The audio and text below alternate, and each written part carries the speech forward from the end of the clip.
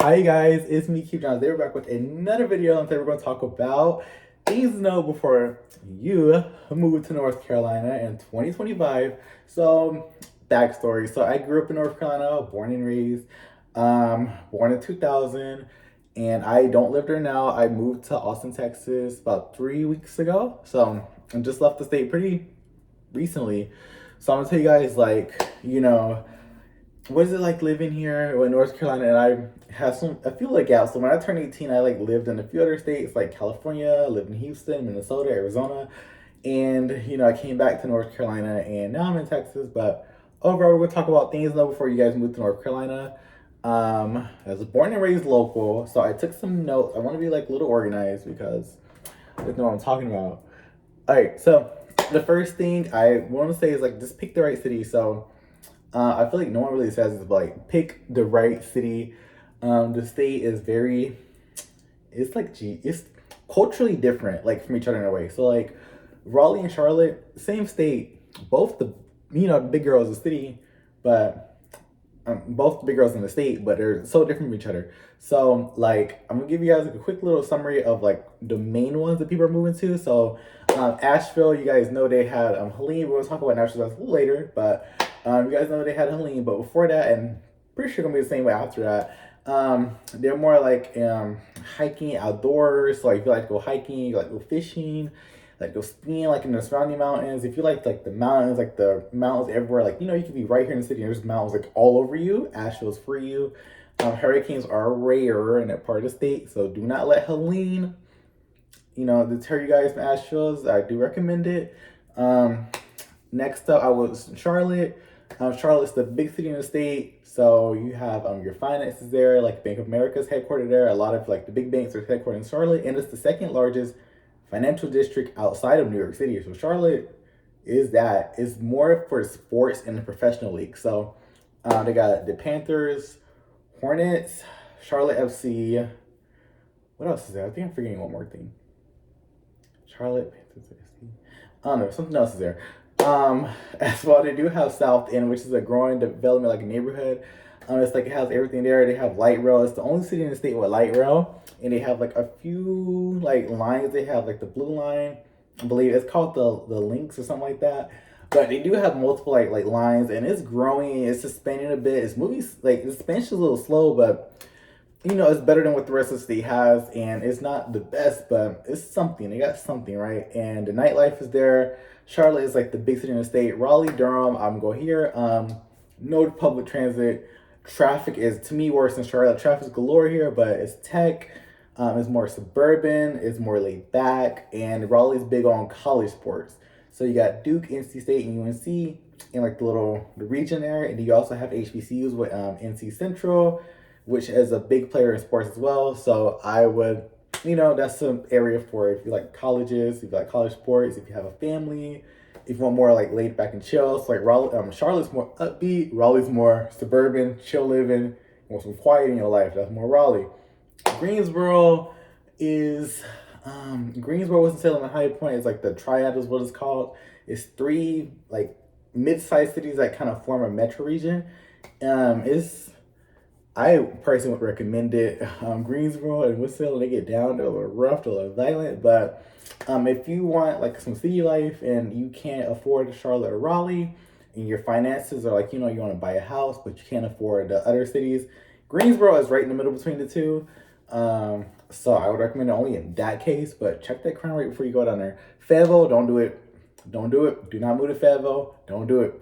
Listen. Do not do it. I grew up there. Don't no. No ma'am, no ham, no turkey. But if you guys too, Fayetteville is home to Fort Bragg, Fort Liberty, what it's called now, but the locals call it Bragg.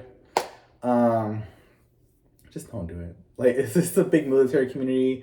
If you're not military, it's gonna be pretty hard to find a job. It's gonna be pretty hard to like find something that pays decently there. But Fayetteville overall is a big military player. It's a big military city in the state, and everyone from Fayetteville, growing up, like you want to go clubbing, you want to go hanging out, you want to like go to the mall, you want to do some fun stuff. We all went to Raleigh. We all went to Raleigh. Raleigh was, Fayetteville don't really have that much. Next up is Wilmington. Wilmington's on the beach, coastal city. Hurricanes galore. It's Fayetteville as well. Fayetteville and Wilmington galore hurricanes, boom, boom. It's frequent, it's constant, and you gotta worry about it. But Hurricane Florence and Matthew were the big players that we're gonna get to a little later. But Wilmington's more like your coastal city, big retiree community. Like during like the summer months, you have like a lot of tourists for going to like Carolina Beach and Riceville Beach. But off season, it's chill. The locals are out, retirement communities out. Um, yeah, to me, Wilmington lacks diversity, so it's just for me, like as a person of color, it's just not it for me. It just is, it lacks diversity. But Wilmington overall is a beach community. Chill back and relax. Um, Next up, I would say number two is gonna be you need to make friends with some locals. So if you like touchdown, you get into Raleigh, you get into Charlotte, whatever one you pick, find a local, find a local, find a local. If not a local, someone that has lived there longer than 5+ years. Five, like pre-COVID, on beyond. Find those. They're gonna know what to do. They're gonna know what all the stuff is at. Raleigh, you guys move there. They have like street festivals. So every weekend or every other weekend, it just depends on what's going on. But mostly April, there's like a street festival, there's a food truck rodeo, there's something going on Fayetteville Street. Fayetteville Street is Main Street, so there's always something going on. So definitely get to like pick up on that. Raleigh's a big festival city. There's always something going on. So that's what I'm saying. Like if you find a local, you're gonna know all the good clubs, all the good spots to go to, all the festivals, what's popping in the city, what's going on. If not, there's some Instagram page you guys can follow, like Avis, AVIOUS, something like that. Charlotte, Raleigh has one too. There's like just some few pages you guys can follow for that, and also joining a Facebook group. I know Downtown Raleigh has one. You can learn about all the stuff going on downtown Raleigh.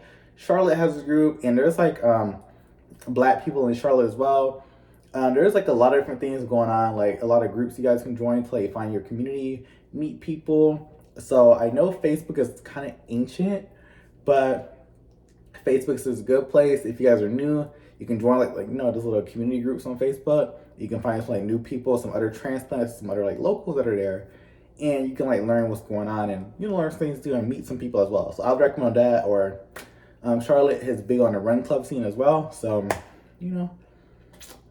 Asheville is big on hiking. But number three, wow, I'm tired. I just got like exhausted while talking about all that. But number three, I would say you need a car in North Carolina. My tablet's like down here. That's what I'm like looking at.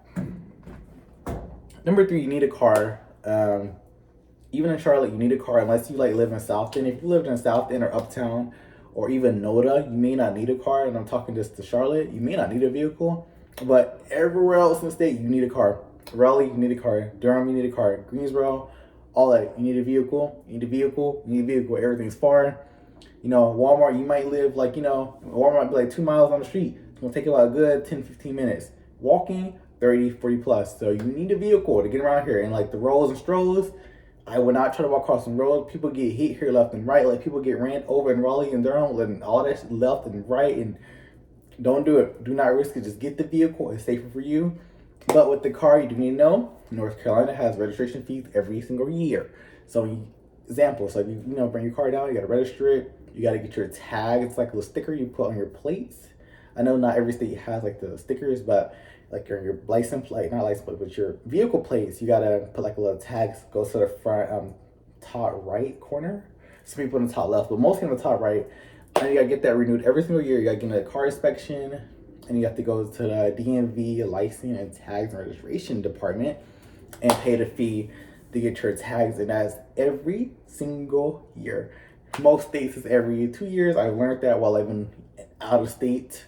So it's every single year. You got to get that done and get that taken care of. All right, so number four. If you guys have any questions on that, you guys have any questions in general, you can DM me on Instagram. That's the best way to get a hold of me, is DM me on Instagram. You can comment, but the quickest way is going to be my Instagram DMs. Number four is natural disasters. We saw what, I'm going to talk pre-Helene. So you had Florence, you had Matthew, you had Isaias, you have Dorian, you had those like sort of thinking off my head. Hurricane Ian as well. After it hit Florida, it dipped in the Atlantic and came back up. And a lot of our storms do come from Florida. Hurricane Michael was from Florida. Hurricane Ian came from Florida. Hurricane Helene came from Florida. So if something hits Florida, we're going to get it as well. it just works that way. But natural disasters, I would say be ready. Most are like the heavy hitter hurricanes, like the big hurricanes that people still talk about to this day. Hurricane Helene was a heavy hitter. Hurricane Florence, Hurricane Matthew. People born before 2000 to talk about Hurricane Fran, Hurricane Floyd, or like the big ones, the Hurricane Hugo. Even though Hugo made landfall in South Carolina, it came up and it tore Charlotte up. So hurricane, like those storms were some big iconic hurricanes. We get those quite often. Hurricane Helene was 2024. Hurricane Ian was 2022. Hurricane Florence was 20. No, hold on. I'm just gonna go down the list. So Hurricane Helene was 2024. 2023, I think we had one tropical storm. Not too sure. 2022 was Hurricane Ian. 2021, I think, was a quiet year. 2020 was Isaias. 2019 was Dorian. 2018 was Florence. 2017 was, I don't think we had anything. 2016 was Hurricane Matthew. And I think 2014 was Arthur. I think it was Arthur. We had something come through. And we also had Hurricane Irene. Not Irene, but Isabel. We had a lot of storms, y'all. We had a lot. You see how I'm like naming, you see I'm just throwing names at you guys? Hurricanes frequent often in North Carolina. No matter, you can live in Charlotte, you can live in Raleigh, you can live in Greensboro. You're never too far. We've learned that with Helene. The further inland you stay, don't really matter. It just depends on like the where the storm goes. And if you're on the right side of the hurricane, that's the dirty side. So pay attention to what's going on. Be aware. Listen to your weather forecasters.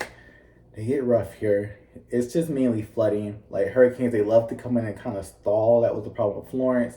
And Helene, the mountains, like geographically wise, like if a hurricane comes in, the mountains kind of squeeze out those clouds like a sponge.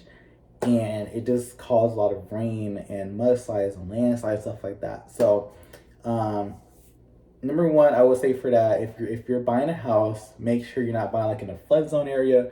At the time of this video was being made, Hurricane Helene was 3 months beforehand. So if you guys buy a house inland North Carolina, ask whenever like the flood maps was updated, because I do think they're going to probably update those flood maps for like your flood zones, just due to the fact that more hurricanes are coming inland, more hurricanes are stalling, and North Carolina is getting more frequent hurricanes back to back to back. So make sure you live in a flood zone. Ask about that. And if you do, insurance wise, I especially know on the coast, insurances has been like leaving the coastal communities, like how they done in Florida, and you guys see what's going on in California right now. So make sure you have good homeowners insurance, and make sure like if you're with State Farm or something like that,